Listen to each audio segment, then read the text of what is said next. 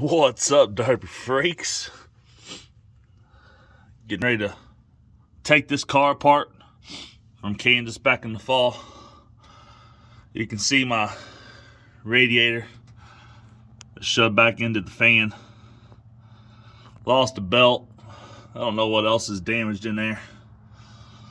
That's one good thing about having a fan shroud. Even though it's bent, it really protects the front of your motor. So we'll be getting this car apart here soon, and we'll be taking Driveline, putting it in another car.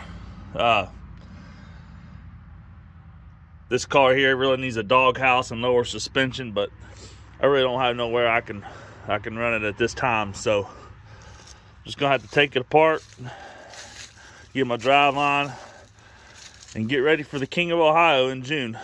So we'll be seeing you guys soon.